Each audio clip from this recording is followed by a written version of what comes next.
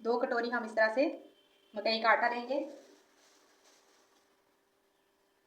और इसको अच्छे से छान लेंगे।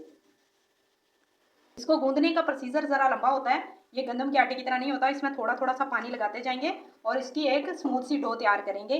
और आपने कोशिश करनी है कि ना ये ज़्यादा पतला हो, मतलब आटा ना ज़्यादा नरम हो ना सख्त हो।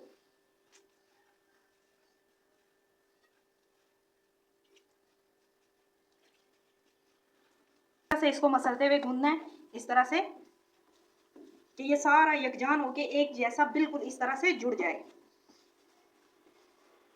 आटा गूंद के आपने 2 इस तरह से पेड़े इसके तैयार कर लेने हैं बराबर से, जितना आप इसकी डो रखना चाहते हैं उतना। इसको हल्का हल्का पानी लगाना है आपने, तो इसको इस तरह से आपने बेल लेना है। इस तरह से आपने इसके किनारे पहले गोल करने हैं। ये देखिए इस तरह से। मैं इसको तो यूं हाथ पे भी तैयार कर सकती हूँ, लेकिन आपके लिए मैं एक बहुत ही आसान सी टिप लेके आई हूँ। जो नहीं बना सकते उनके लिए भी बहुत आसान। आपने इस तरह के पॉलीथिन बैग लेना है, घर में आसानी मिल जाते हैं। तो उसको 2 हिस्सों में काट लेना है आपने। एक हिस्से को साइड पे करके दूसरे हिस्से पे आपने हल्का हल्का सा पानी लगा के इसको इसके ऊपर रखना है।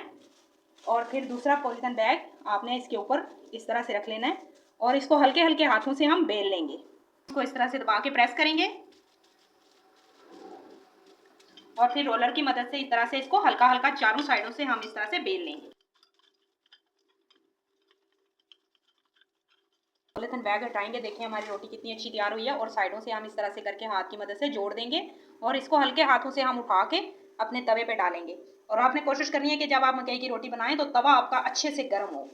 इस तरह से एक साइड से उठाएंगे और इस तरह से इसके ऊपर लगा देंगे।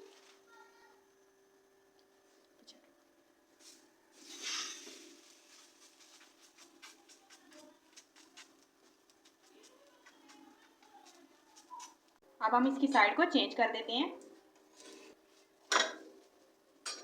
एक बार आपने इस तरह से तवे को हटा के तो इसकी साइडों को इस तरह से हल्का हल्का सेक लेना है।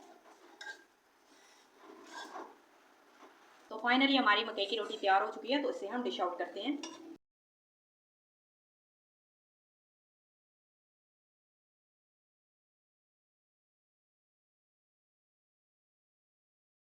देखें हमारी मकई की रोटी की फाइनल लुक, देखें कितनी ज़बरदस्त और डिलीशियस आई है। आप इसे मक्खन और साग लस्सी के साथ प्रेजेंट करें, बहुत ही ज़बरदस्त और डिलीशियस तैयार होती है। तो काइंडली अगर आपको मेरी वीडियोस मेरी रेसिपीज पसंद आती हैं तो मेरे चैनल को सब्सक्राइब करें, लाइक करें, शेयर करें। मुझे अपनी दुआओं में याद रखें। अल्लाह हाफिज़।